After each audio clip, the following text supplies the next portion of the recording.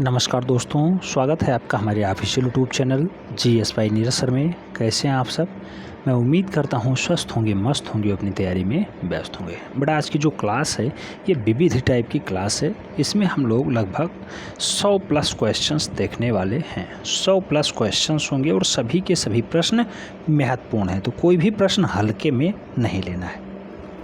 100 plus question सभी विविध type के होंगे। चाहे आप देख रहे होंगे स्क्रीन पे भारतीय चित्रकार द्वारा बनाए गए चित्र श्रृंखला, इसे देख लें, या फिर अभी हम लोग फिल्म जगत के बारे में देखेंगे, रेडियो दूरदर्शन के बारे में देखेंगे, रेडियो का प्रसारण कैसे हुआ है, कहाँ हुआ है, कितने प्रसारण केंद्र हैं, इस पे देखेंगे।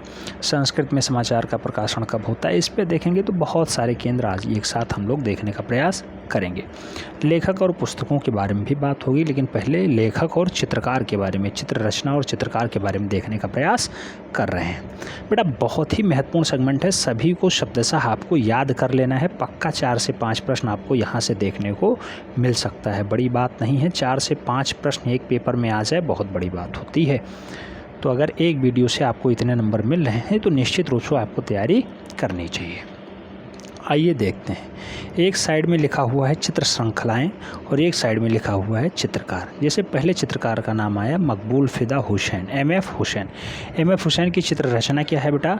तो मदर टेरेसा है। मदर टेरेसा के साथ कामसूत्र है, घोड़े का चित्र है और महाभारत है। ये बहुत फेमस नाम है इतने, जैसे महाभारत, घोड़े का चित्र, मदर टेरेसा और कामसूत्र। तो ये सभी नाम आपको शब्दशः याद रखने होंगे। किसकी रचना है बेटा? तो ये मकबूल फिदा हुसैन की रचना है। कभी भी घुमा के पूछ सकता है, घोड़े का चित्रकार कौन कहलाता है? मकबूल फिदा हुसैन कहलाते हैं। मदर टेरेसा से रचनाएं किसने की है? मकबूल फिदा हुसैन ने की है। ऐसे नेक्स्ट नाम आता है विकास भट्टाचार्य के। समसामयिक चित्रकारों में विकास भट्टाचार्य एक खास नाम रखते हैं। और विकास भट्टाचार्य से क्वेश्चंस बनता है कि गुड़िया शीर्षक, गुड़िया चित्र श्रृंखला से चित्रण किसने किया है? तो गुड़िया चित्र से बेटा मूल रूप से जो चित्रांकन का काम किया गया है वो विकास भट्टाचार्य के द्वारा किया गया है। तो डाटा याद रखना है। नेक्स्ट, बनारस का घाट, बहुत फेमस नाम आया बेटा। ये चित्र है बनारस का घाट, किसने चित्रित किया है? तो चित्रकार राम कुमार ने चित्रित किया है। डाटा आपको याद रखना होगा, कम से कम 2 से 3 बार पूछा जा चुका है। नेक्स्ट नाम आता है जय झरोटिया का। नाम याद रखना होगा बेटा। आपको नाम थोड़ा सा अजीब लग रहा होगा, लेकिन बहुत उच्च काम किया है इन्होंने। जोकर नामक एक चित्र दिया, उसके लिए बहुत ज़्यादा प्रसिद्ध हो गए। तो जोकर नामक चित्रण किसने किया है? जय झरोटिया साहब ने किया है। अच्छा, पर्वत चित्र श्रृंखला किसकी है? तो बेटा पर्वत चित्र श्रृंखला मूल रूप से पर्वतों पे चित्रण का कार्य किसने किया है? तो जया अप्पा सामी, जया अप्पा सामी ने मूल रूप से पर्वत चित्र श्रृंखला के नाम से अपने चित्रण को प्रकाशित किया है, याद रखना है। निर्वासना की बात करते हैं। निर्वासना किसकी चित्र श्रृंखला है? तो KH आरा साहब की है, याद रखना है। और बिंदु सीरीज, बिंदु सीरीज मूल रूप से किसके लिए फेमस है? तो बेटा SH रजा के लिए बिंदु सीरीज फेमस है। बिंदु सीरीज को चालू करने का काम SH रजा का रहा है। रेखांकन सीरीज के लिए कौन जिम्मेदार है? तो बेटा रेखांकन सीरीज को लागू करने का काम JN अहिवासी साहब का रहा है। JN अहिवासी रेखांकन सीरीज के लिए फेमस रहे हैं। नाम इंपॉर्टेंट है, याद रखिएगा। गोरिल्ला सीरीज की अगर बात करते हैं, गोरिल्ला सीरीज किसकी रचना है बेटा? तो गोरिल्ला सीरीज के लिए रामेश्वर ब्रूटा का नाम फेमस है। रामेश्वर ब्रूटा का नाम फेमस होता है गोरिल्ला सीरीज के लिए। ऐसे बापूजी सीरीज की बात करते हैं। बापूजी वही गांधी जी वाले। तो भूरी सिंह शेखावत मूल रूप से बापू सीरीज के लिए जिम्मेदार हैं। भूरी सिंह शेखावत डाटा इंपॉर्टेंट है, स्टार लगाइएगा, पक्का आने की संभावना रखते हैं। तो भूरी सिंह जो शेरावत है या शेखावत है, कई टाइप का नाम शेखावत होता है। तो भूरी सिंह शेखावत मूल रूप से बापूजी सीरीज के लिए जिम्मेदार हैं, इनकी रचना है। मेघदूत श्रृंखला, बेटा बहुत फेमस नाम आ गया। मेघदूत श्रृंखला किसकी है? शैलेंद्र नाथ डे की है। मेघदूत नाम से इन्होंने चित्रण को श्रृंखलित किया है। किसकी रचना है? शैलेंद्र नाथ डे की है। अच्छा, बैलों का चितेरा किसे कहा जाता है? बैलों का चितेरा या बैलों की सीरीज से चित्र का काम किसने किया है? तो KS कुलकर्णी ने किया है। KS कुलकर्णी ने मूल रूप से बैलों की सीरीज चलाई है। बैलों की सीरीज नाम से बहुत सारे चित्रण का काम किया है। मोर श्रृंखला, मोर श्रृंखला किसकी है बेटा? मोर नामक श्रृंखला से चित्रण का काम देवकी नंदन शर्मा का रहा है। देवकी नंदन शर्मा, जिन्हें हम लोग पक्षियों का चितेरा भी कहते हैं कभी कभी। तो मोर श्रृंखला मूल रूप से देवकी नंदन शर्मा जी की है। आगे बात करते हैं भैंसों का चित्र। बेटा भैंसों का चितेरा भी इन्हें कहा जाता है। और जो है परसेप्टिक्स या परसेप्टिव मूल रूप से किसकी रचना है? भैंसों का चितेरा मूल रूप से परमानंद चुएल जी को कहा जाता है, बहुत फेमस है परमानंद चुएल। भैंसों का चित्र या फिर परसेप्टिव्स मूल रूप से किसकी रचना है? तो परमानंद चुएल जी की है। परसेप्टिव्स ऑफ उदयपुर मूल रूप से किसकी रचना है? तो परसेप्टिव्स ऑफ उदयपुर परमानंद चुएल की ही रचना मानी जाती है। तो अभी आपने बैलों का सीरीज देखा होगा, के.एस. कुलकर्णी है। भैंसों का चित्र किसने दिखाया? परमानंद चुएल ने दिखाया। दोनों में डिफरेंस याद रखना है, ठीक है। बैलों की सीरीज के.एस. कुलकर्णी है, जबकि भैंसों की सीरीज या भैंसों का चित्रण मूल रूप से परमानंद चुएल की अच्छी रचना मानी जाती है। नेक्स्ट, गीत गोविंद चित्र श्रृंखला किसकी है? तो बेटा गीत गोविंद के लिए जिम्मेदार कौन है? क्षितीन्द्रनाथ मजूमदार। क्षितीन्द्रनाथ मजूमदार की जो चित्र रचना है उसे गीत गोविंद चित्र श्रृंखला के नाम से प्रकाशित किया गया है, उसी में जो है छपाया गया है। तो गीत गोविंद चित्र किसके है? क्षितीन्द्रनाथ मजूमदार के हैं। ऐसे लय और जीवन प्रकाशन किसका है बेटा? तो ये बद्रीनाथ आर्या जी का है। बद्रीनाथ आर्या का फेमस दृश्य आता है लय और जीवन। ऐसे भारतीय कुमारियों का चित्र श्रृंखला, बेटा भारतीय कुमारियों को चित्रित करने का काम, भारतीय नारियों को चित्रित करने का काम मूल रूप से मनीषी डे का रहा है। तो मनीषी डे ने भारतीय कुमारियों का चित्र श्रृंखला प्रस्तुत किया है। ऐसे रामायण और रागमाला अभिज्ञान शकुंतलम, यह मूल रूप से किसकी रचना है? तो रामायण रागमाला अभिज्ञान शकुंतलम राम गोपाल विजयवर्गीय की अच्छी रचना मानी जाती है। राम गोपाल विजयवर्गीय। रामायण रागमाला और अभिज्ञान शकुंतलम के लिए कौन जिम्मेदार है? तो यह है राम गोपाल विजयवर्गीय। चित्र रचना है, याद रखना है, नहीं तो बाबा तुलसीदास आ जाएंगे, बाबा कालिदास आ जाएंगे। तो अभिज्ञान शकुंतलम आप जानते हैं बाबा कालिदास की रचना है, लेकिन जो है इसका चित्रण का कार्य जो है राम गोपाल विजयवर्गीय ने किया है। तो रामायण रागमाला और अभिज्ञान शकुंतलम मूल रूप से राम गोपाल विजयवर्गीय जी की चित्र रचना है। डाटा इंपॉर्टेंट है, आपको याद रखना होगा। नेक्स्ट नाम आता है अवनींद्रनाथ ठाकुर का। अवनी बाबू के उपनाम से भी जाने जाते हैं।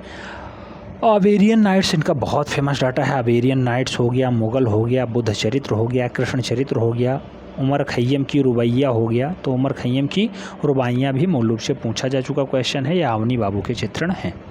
तो उमर खैयम की रुबाइयाँ, कृष्ण चरित्र, बुद्ध चरित्र, नाइट्स, मुगल और जो है अवेरियन नाइट्स से फेमस रचनाएं हैं किसकी? अवनी बाबू की रचनाएं हैं। इसमें से कहीं से भी घुमा के पूछ सकता है और हो सकता है आप कंफ्यूज हो जाएं, इसलिए परेशान नहीं होना है। आपको डाटा लिख लिख के याद करना है, अगर याद नहीं होता है लिख लिख के याद करना है, काम हो जाएगा। अगला नाम आता है द्वारिका प्रसाद शर्मा का। द्वारिका प्रसाद शर्मा बहुत फेमस नाम है। मुगल राजपूत युद्ध की श्रृंखला के नाम से इन्होंने चित्रण का कार्य किया है। मुगल राजपूत युद्ध की चित्र श्रृंखला के नाम से द्वारिका प्रसाद शर्मा ने चित्रण का कार्य किया है, नाम याद रखना है। नेक्स्ट नाम आता है जो है बुद्ध श्रृंखला का। बुद्ध श्रृंखला किसकी है बेटा? शारदा चरण उकील की अच्छी रचना मानी जाती है। बुद्ध श्रृंखला, शारदा चरण उकील इसके लिए जिम्मेदार है। आज वर्ल्ड पॉपुलेशन डे है, उसकी भी आप सभी को बहुत बहुत शुभकामनाएं। मैं चाहता हूं विश्व की जनसंख्या तो बढ़े, लेकिन उसके साथ जीडीपी भी बढ़े, लोगों में साक्षरता भी बढ़े, लोगों में जागरूकता भी बढ़े। सफ़ेद पर सफ़ेद श्रृंखला किसकी है बेटा? सोमनाथ होर जी की है। सफ़ेद पे सफ़ेद या फिर बुड्स चित्र श्रृंखला, बुड्स चित्र श्रृंखला ये किसकी है? ये भी सोमनाथ होर की ही श्रृंखला मानी जाती है। तो सफ़ेद पे सफ़ेद श्रृंखला और बुड्स चित्र श्रृंखला मूल रूप से किसकी है? सोमनाथ होर जी की है, नाम याद रखना है। अगला नाम आता है बिड्स एंड सिंबल। तो बिड्स एंड सिंबल मूल रूप से किसकी रचना है? बिड्स एंड सिंबल के लिए जिम्मेदार हैं के.सी.एस. पनिक्कर साहब, के.सी.एस. पनिक्कर। नेक्स्ट, खाकी चित्र श्रृंखला किसकी है? खाकी चित्र श्रृंखला किसकी मानी जाती है? तो बेटा खाकी शीर्षक से मूल रूप से ज़्यादा चित्रण का कार्य सोमनाथ होर नहीं के.जी. सुब्रमण्यम ने किया है। सोमनाथ होर तो बुड्स चित्र श्रृंखला है, खाकी चित्र श्रृंखला के.जी. सुब्रमण्यम जी की है, आपको सदैव याद रखना होगा। मिरर के लिए कौन जिम्मेदार है? मिरर शीर्षक से या फिर दर्पण शीर्षक से चित्रण का कार्य किसने किया है? तो जॉर्ज कीट ने मिरर शीर्षक से भी चित्रण का कार्य किया है। कुल्लू घाटियों की श्रृंखला, कुल्लू घाटियों का श्रृंखला मूल रूप से किसकी रचना है? तो कुल्लू घाटियों का श्रृंखला निकोलस रोड्रिग जी की फेमस रचना है। निकोलस रोड्रिग मूल रूप से कुल्लू घाटियों की श्रृंखला के नाम से ही चित्रण का कार्य किया करते थे। तो नाम आपको सभी याद रखने होंगे, चाहे वो बिड्स ऑफ सिंबल कहे तो के.सी.एस. पनिक्कर बनेंगे, खाकी चित्र श्रृंखला कहे तो के.जी. सुब्रमण्यम बनेंगे, चाहे वो परसेप्शंस ऑफ उदयपुर पूछा जाए तो परमानंद चुएल बनेंगे, चाहे वो बापूजी सीरीज पूछा जाए तो भूरी सिंह शेखावत बनेंगे। आगे बात करते हैं फिल्म जगत के बारे में। रेडियो और दूरदर्शन के लिए बहुत अच्छे अच्छे क्वेश्चंस बन सकते हैं, जैसे पीजीटी में खूब पूछे गए हैं, टीजीटी में भी घुमा के क्वेश्चंस पूछ लेता है, इसलिए आपको याद रखना होगा। प्रथम भारतीय फिल्म मूक फिल्म कौन सी है बेटा? तो पहली भारतीय मूक फिल्म बनाई गई थी राजा हरिश्चंद्र, ये 1913 ईस्वी में बन गई थी। वनडे एंट्रेंस का बहुत टफ क्वेश्चन था, पहले बहुत पॉपुलर क्वेश्चन था, पक्का छपता ही था। प्रथम बोलती फिल्म की अगर बात करते हैं, आलम आरा आती है जो है 18 साल बाद आती है और 1931 में आलम आरा आ जाती है, तो ये पहली भारतीय बोलती फिल्म हो जाती है। पहली मूक फिल्म कौन थी? राजा हरिश्चंद्र थी, 1913 में थी। राजा हरिश्चंद्र फिल्म के निर्माता कौन थे? तो बेटा दादा साहब फाल्के जो है राजा हरिश्चंद्र को निर्मित करते हैं 1913 में। प्रथम भारतीय फिल्म की अभिनेत्री कौन थी बेटा? पहली भारतीय फिल्म जो आई राजा हरिश्चंद्र, उसमें जो है अभिनेत्री कौन रही है? तो जुबेदा बेगम मौलूब से उसकी अभिनेत्री रही हैं। और प्रथम भारतीय फिल्म के निर्देशक कौन थे? तो आरदेशी सिरानी मौलूब से उसके निर्देशक माने जाते थे और पहली अभिनेत्री जुबेदा बेगम थी। किसमें? तो ये मूक फिल्म में, यानी कि राजा हरिश्चंद्र में। भारत में पहली अंग्रेज़ी फिल्म कौन सी आती है बेटा? अंग्रेज़ी फिल्म आती है नूरजहाँ। ये पहली अंग्रेज़ी फिल्म होती है और भारत में प्रकाशित होती है, यानी चलती है, प्रदर्शन होता है, हंगामा मचाती है। भारत में पहली बार फिल्म प्रदर्शन हुआ था, कहाँ पे हुआ था? तो वाटसन होटल मुंबई में मूल रूप से पहली बार फिल्मों का प्रदर्शन किया गया और वहीं पे सभी फिल्म एक साथ दर्शाने का प्रयास किया गया। और कब होता है? तो ये 1896 ईस्वी में मुंबई में होता है। प्रथम भारतीय फिल्म निर्मात्री महिला कौन थी? तो बेटा पहली भारतीय फिल्म निर्मात्री महिला मूल रूप से फातिमा बेगम थी, जिसे हम लोग बुलबुले के नाम से भी जानते हैं, फातिमा बेगम। स्वर्ण जयंती मनाने वाला प्रथम फिल्म कौन सा? बेटा प्रथम फिल्म स्वर्ण जयंती मना चुका हो, यानी 100 साल मना चुका हो, तुकाराम फिल्म है, वो मूल रूप से 100 साल मना चुका है। रजत जयंती मनाने वाला कौन सा फिल्म आता है? तो अंडे के लिए 50 साल होता है। कपाल कुंडला फिल्म मूल रूप से रजत जयंती के लिए जिम्मेदार होती है। पहली सिनेमास्कोप फिल्म गुरुदत्त की बनी कागज़ के फूल हैं, ये रखना है। सिनेमास्कोप फिल्म कौन सी है? तो कागज़ के फूल हैं। कब बनती है? 1959 ईस्वी में बनती है। इसके जो है निर्देशक कौन है या फिर इस फिल्म के राइटर और जो है एडिटर कौन है? तो वो गुरुदत्त जी हैं। फिल्म गुरुदत्त की बनी हुई कागज़ के फूल हैं, 1959 में मूल रूप से ये फिल्म आती है और सिनेमास्कोपों में खूब चलती है, खूब जो है किलकारियाँ बटोरती है। बात करते हैं नेक्स्ट टॉपिक की। तो कहा जा रहा है विदेश में प्रशिक्षित प्रथम भारतीय तकनीशियन कौन थे? तो पहले भारतीय तकनीशियन जो विदेश में प्रशिक्षित लेते हैं वो दादा साहब फाल्के हैं। और दादा साहब फाल्के ही जब आते हैं तो मूल रूप से आपने देखा कि अभी फिल्म भी बनाते हैं। राजा हरिश्चंद्र फिल्म किसने बनाया? दादा साहब फाल्के ने ही बनाया था। भारतीय फिल्म सिनेमा के जनक कौन कहे जाते हैं? तो दादा साहब फाल्के को ही माना जाता है। प्रथम भारतीय अंतर्राष्ट्रीय फिल्म समारोह कब होता है? तो पहला भारतीय अंतर्राष्ट्रीय फिल्म समारोह 1952 में बम्बई में आयोजित होता है। ये भी डाटा इम्पॉर्टेंट है।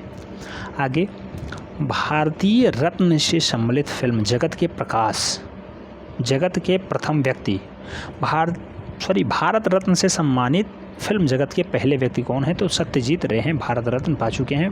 भारत का सबसे बड़ा रत्न होता है, सबसे बड़ा पुरस्कार होता है, सबसे बड़ी उपाधि होती है भारत रत्न। तो इसे किसे मिला है? सत्यजीत रे को मिला है। ये फिल्म जगत के पहले व्यक्ति हैं, याद रखना है। और राष्ट्रीय फिल्म पुरस्कार से सम्मानित पहली हिंदी फिल्म कौन सी है? तो मिर्ज़ा गालिब है। ये राष्ट्रीय फिल्म पुरस्कार पा चुकी है, मिर्ज़ा गालिब फिल्म। राज्यसभा के सदस्य के रूप में चुनी जाने वाली पहली अभिनेत्री कौन सी है? तो बेटा नरगिस दत्त हैं। ये वनडे एंट्रेंस का बहुत पॉपुलर क्वेश्चन है, नरगिस दत्त, याद रखना है। नेक्स्ट, दादा साहब फाल्के पुरस्कार सिनेमा के क्षेत्र में दिया जाने वाला है। ये कब स्टार्ट होता है दादा साहब फाल्के पुरस्कार देना? तो 1969 ईस्वी में दादा साहब फाल्के पुरस्कार देना शुरू हो जाता है। तो 1969 याद रखना होगा। दादा साहब फाल्के पुरस्कार पाने वाले पहली महिला कौन है? तो देविका रानी मूल रूप से हैं, 1969 में ही इन्हें मिलता है। तो देविका रानी आपको नाम याद रखना होगा, क्योंकि दादा साहब फाल्के आप जानते होंगे हरिप्रसाद नहीं, राजा हरिश्चंद्र फिल्म का जो है निर्देशन इन्होंने किया था। पहले टेक्नीशियन जो विदेश जाकर के शिक्षाएँ ग्रहण की और मूल रूप से यहाँ आते हैं, तो उन्हीं के नाम पर पुरस्कार स्टार्ट होता है। तो पहला महिला कौन सी है दादा साहब फाल्के पुरस्कार लेने वाली? तो देविका रानी जी हैं। आगे, फिल्म जगत के सर्वोच्च सम्मान ऑस्कर की शुरुआत कब होती है? बेटा ऑस्कर देने की स्टार्टिंग 1929 ईस्वी में हो जाती है। ये फिल्म जगत का सर्वश्रेष्ठ पुरस्कार है। जैसे भारत का भारत रत्न है, ऐसे फिल्म जगत के लिए सर्वश्रेष्ठ माना जाता है ऑस्कर। ऑस्कर जिसे मिल जाए समझ लो वो फिल्म हिट है। तो 1929 ईस्वी में मूल रूप से इसकी स्टार्टिंग होती है। आगे बात करते हैं ऑस्कर के बारे में और थोड़ा बहुत। जैसे ऑस्कर पुरस्कार से सम्मानित प्रथम भारतीय महिला कौन है? तो पहली भारतीय महिला भानु अथैया है, जिन्हें ऑस्कर मिल चुका है। ऑस्कर आप जानते हैं 1929 से स्टार्ट होता है, 1929 से स्टार्ट होता है। सबसे अधिक ऑस्कर पुरस्कार किस फिल्मों को मिला है? बेटा टाइटैनिक को मिला है 11 बार ऑस्कर। 11 बार ऑस्कर टाइटैनिक फिल्म को मिल चुका है, सबसे ज़्यादा ऑस्कर पाने वाली फिल्म बन चुकी है।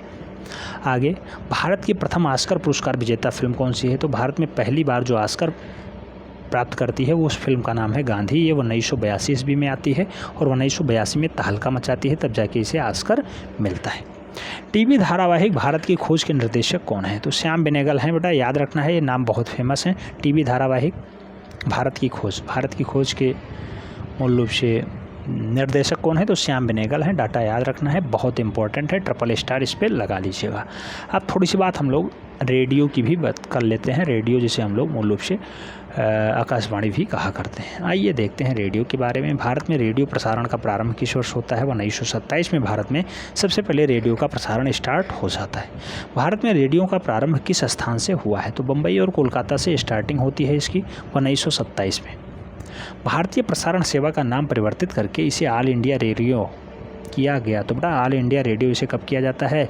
1936 में कर दिया जाता है। 27 में स्थापना होती है, 36 में कर दिया जाता है, यानी 9 साल में इसका नाम भी परिवर्तित हो जाता है। कहाँ से स्टार्ट होता है? बम्बई और कोलकाता से स्टार्ट होता है। आगे बात करते हैं, ऑल इंडिया रेडियो आज भी किस नाम से जाना जाता है? तो बेटा ऑल इंडिया रेडियो आज भी आकाशवाणी के नाम से जाना जाता है, उसमें कोई डाउट नहीं होना चाहिए। आगे हम लोग बात करते हैं इससे, तो रेडियो में और क्वेश्चंस बन सकता है, उसे कहते हैं स्वतंत्रता प्राप्ति के समय भारत में आकाशवाणी के कितने केंद्र थे? तो स्वतंत्रता प्राप्ति के समय भारत में आकाशवाणी केंद्रों की संख्या जो थी बेटा वो 6 थी। 6 यानी 1947 में 6 केंद्र थे। 1947 में 6 केंद्र थे। वर्तमान में आकाशवाणी के कितने केंद्र हैं? यानी 2022 में मूल रूप से 197 आकाशवाणी केंद्रों की स्थापना हो चुकी है, यानी 191 केंद्र और सृजित हो चुके हैं। तो 197 केंद्र आज की डेट में चल रहे हैं। ऑल इंडिया रेडियो का नाम परिवर्तित करके आकाशवाणी किस सन में किया गया था? तो 1957 में ऑल इंडिया रेडियो का नाम परिवर्तित करके आकाशवाणी कर दिया गया था। 1957। किसके प्रतीक चिन्ह में बहुजन हिताय बहुजन सुखाय अंकित है? बेटा बहुजन हिताय बहुजन सुखाय मूल रूप से बहुत सारे लोग सोच रहे होंगे किसका, तो सोचते होंगे बसपा का है, लेकिन ये आकाशवाणी का प्रतीक चिन्ह है। याद रखना, प्रतीक चिन्ह में बहुजन हिताय बहुजन सुखाय शब्द उद्धृत है। ठीक है, तो बहुजन हिताय बहुजन सुखाय कहाँ है? आकाशवाणी में है। आगे बात करते हैं, पूछा गया भारत में पहला समाचार बुलेटिन प्रसारित किया गया था। तो पहला समाचार बुलेटिन जो है वो 1927 में ही प्रसारित किया गया था, जब इसकी स्थापना हुई थी। इसकी स्थापना कहाँ? बम्बई और कोलकाता में होती है।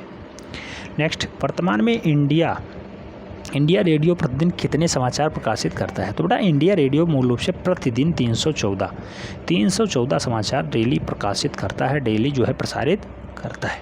आकाशवाणी द्वारा टेलीफोन पर समाचारों की सुविधा प्रारंभ की गई। तो आकाशवाणी द्वारा टेलीफोनों पर भी समाचार देने की व्यवस्था जो है 1998 में स्टार्ट कर दी जाती है। 1998। आगे बात करते हैं, तो आकाशवाणी ने विविध भारतीय चैनलों पे व्यापारिक प्रसारण कब से स्टार्ट किया? तो विविध भारतीय चैनलों पे व्यापारिक प्रसारण जो है 1967 ईस्वी में स्टार्ट किया है। 1967 राइट आंसर बनेगा अगर ये वनडे एंट्रेंस में पूछा जाता है तो याद रखना है। आकाशवाणी विविध भारतीय चैनलों पे व्यापारिक प्रसारण कब स्टार्ट करता है? 1967 में स्टार्ट करता है। वर्तमान में व्यापारिक प्रसारण केंद्रों की संख्या कितनी है? बेटा वर्तमान में व्यापारिक प्रसारण केंद्रों की संख्या जो है वो 30 है, यानी 30 है। डाटा याद रखना है, इंपॉर्टेंट है। आकाशवाणी से संस्कृत समाचार का जो है प्रसारण कब होता है? इयम आकाशवाणी संपत्ति वार्ता है श्रूयताम।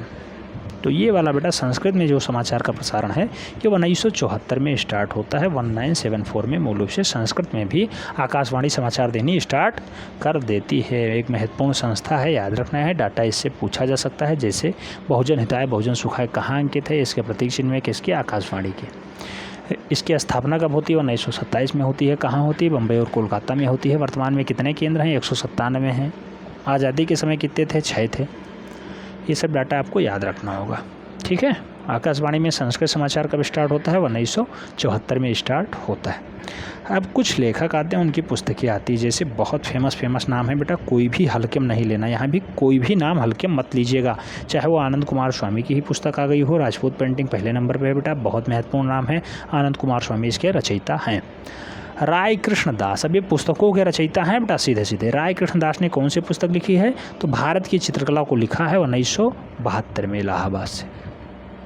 सावित्री धवन की हम लोग बात करते हैं। सावित्री धवन ने मूल रूप से कौन सी पुस्तक को लिखा? राजस्थान का इतिहास जयपुर मूल रूप से सावित्री धवन ने लिखा है। राजस्थान का जो है इतिहास, राजस्थान का इतिहास जयपुर सावित्री धवन की अच्छी रचना मानी जाती है। वाचास्पद गौरिल्ला, बेटा नाम याद रखना है। वाचास्पद गौरिल्ला की अगर बात करते हैं, राजपूत पेंटिंग लंदन को इन्होंने लिखा है। कब? 1948 में लिखा है। और मोतीचंद की अगर बात करते हैं तो मोतीचंद ने लिखा है मेवाड़ पेंटिंग ललित कला अकादमी श्रृंखला। तो मेवाड़ पेंटिंग ललित कला अकादमी श्रृंखला किसकी है? मोतीचंद की है। जबकि बेलिसग्रे, अभी जस्ट हमने वाचास्पद गौरिल्ला को देखा तो वहाँ भी मूल रूप से राजपूत पेंटिंग लंदन है, जबकि राजपूत पेंटिंग लंदन फिर नाम आ गया है। और बेलिसग्रे मूल रूप से इसके भी रचयिता माने जाते हैं। तो हाँ हैं, उसमें कोई डाउट नहीं होना चाहिए। श्रीधर अंधारे की अगर बात करते हैं बेटा, श्रीधर अंधारे मूल रूप से देवगढ़ पेंटिंग राष्ट्रीय ललित कला अकादमी दिल्ली को चित्रित करने का काम करते हैं। देवगढ़ पेंटिंग राष्ट्रीय ललित कला अकादमी नई दिल्ली का जो है चित्रण या फिर इस पुस्तक को लेखन किसने किया है? तो श्रीधर अंधारे ने किया है। परमानंद चुएल की बात आती है तो परमानंद चुएल ने एक पुस्तक लिखी है जिसका नाम है मेवाड़ की चित्रकला राजस्थान भारत। मेवाड़ की चित्रकला राजस्थान भारत मूल रूप से परमानंद चुएल की ही रचना मानी जाती है। परमानंद चुएल अभी आपने देखा होगा, परमानंद चुएल के लिए क्या फेमस था? परमानंद चुएल के लिए भैंसों का चितेरा या फिर परस्पेक्टिव ऑफ उदयपुर मूल रूप से इनकी अच्छी रचना मानी जाती है। कर्नल टाड के बारे में देखा जाए तो बेटा कर्नल टाड ने लिखा है कि annals and antiquities of Rajasthan मूल रूप से किसकी रचना है? तो annals and antiquities of Rajasthan colonel Tod की ही रचना मानी जाती है। आगे बात करते हैं गोवर्धन लाल जोशी की। तो ये नाथ द्वारा की चित्रकला मूल रूप से किसकी है? तो नाथ द्वारा चित्रकला गोवर्धन लाल जोशी की ही रचना है। आगे बात करते हैं हरमन गोएटस। हरमन गोएटस ने क्या लिखा है? तो हरमन गोएटस ने the art and architecture of Bikaner. The art and architecture of Bikaner किसने लिखा है? हरमन गोएटस ने लिखा है the art and architecture of Bikaner. Next M S. Randhawa की बात करते हैं। एम.एस. रंधावा ने क्या लिखा है बेटा? एम.एस. रंधावा की जो रचना है वो इंडियन मिनिएचर पेंटिंग दिल्ली है। इंडियन मिनिएचर पेंटिंग किसकी रचना है? तो इंडियन मिनिएचर पेंटिंग दिल्ली को एम.एस. रंधावा साहब ने लिखा है। एम.एस. रंधावा की अच्छी रचना मानी जाती है। नाम याद रखना बेटा, बहुत महत्वपूर्ण नाम है, कोई भी हल्के नहीं है। चाहे वो गोवर्धन लाल जोशी की नथरा हो, नाथ द्वार की चित्रकला, और चाहे वो मूल रूप से आनंद कुमार स्वामी की हो राजपूत पेंटिंग, सब इम्पॉर्टेंट ही हैं।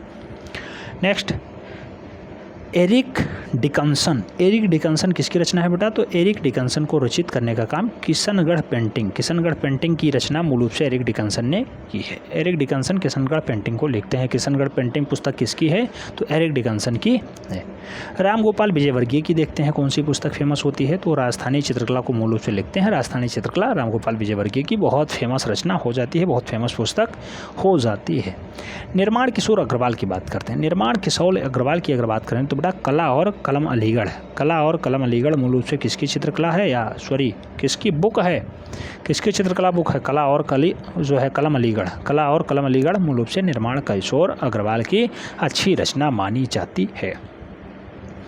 आगे नाम देखते हैं अभिनव नाथ बहादुर वर्मा। अभिनाथ बहादुर वर्मा की अगर बात करते हैं बेटा, इनकी अच्छी रचना जो मानी जाती है वो भारतीय चित्रकला का इतिहास माना जाता है। भारतीय चित्रकला का इतिहास किसका है? अभिनाथ बहादुर वर्मा का। अभिनाश कहीं होता है, कहीं अभिनाथ लिखा है। अविनाश बहादुर वर्मा भी कई जगह नाम आपको देखने को मिल जाएगा, तो उसमें परेशानी नहीं होनी चाहिए। पी.एन. चोइल की कौन सी रचना है? मेवाड़ की चित्रकला राजस्थान भारत। सावित्री धवन की कौन सी है? राजस्थान का इतिहास जयपुर। आनंद कुमार स्वामी की कौन सी है? राजपूत पेंटिंग।